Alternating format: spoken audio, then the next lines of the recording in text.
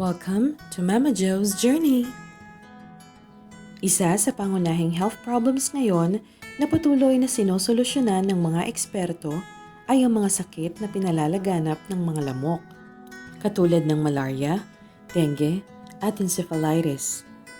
Kadalasan ay gumagamit tayo ng mga chemical sprays, lotion, at ointments upang maitaboy ang mga lamok.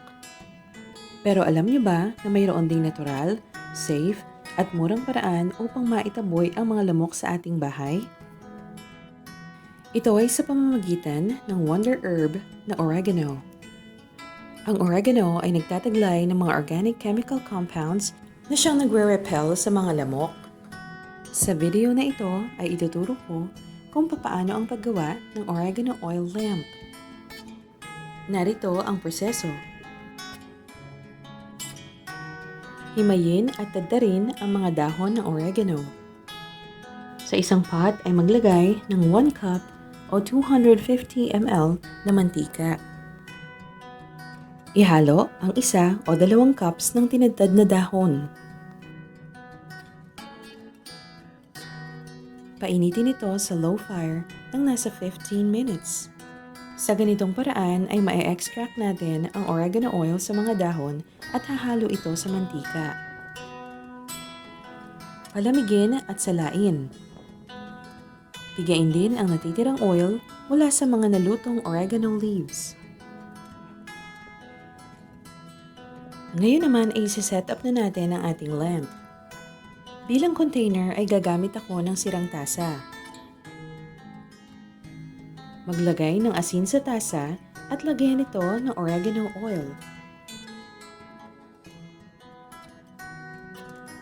Ngayon naman ay gagawa tayo ng pabilo. Gumupit ng telang cotton pahaba at palipitin ito.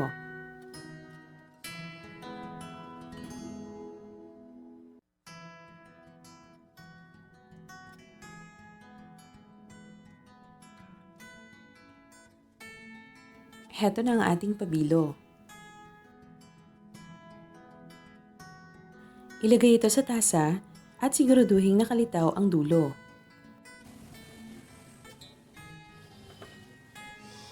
Maaari na ngayong sindihan. Kung mayroon pang mga oregano leaves ay pwedeng punitin ang mga fresh na dahon at ilagay ito sa ibabaw.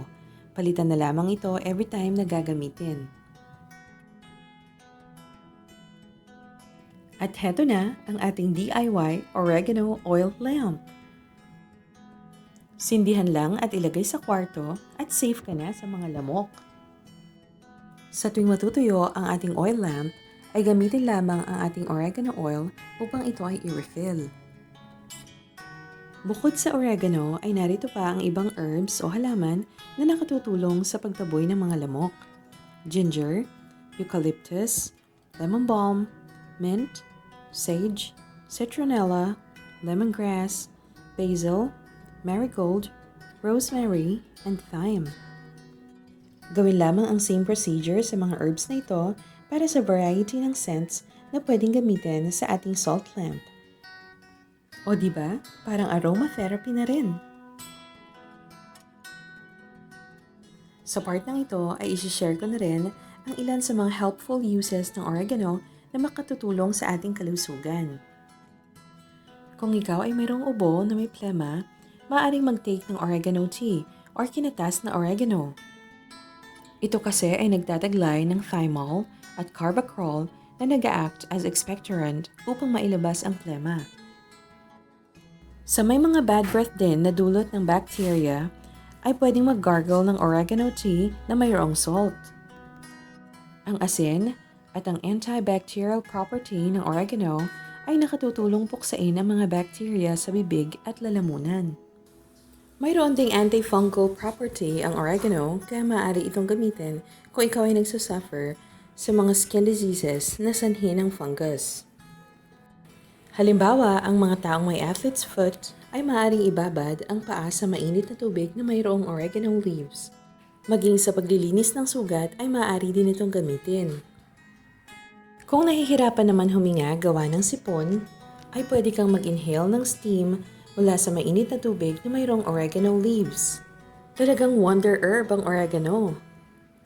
Kaya magtanim ka na ng marami nito dahil siguradong hindi ka mauubusan sa dami ng uses ng oregano.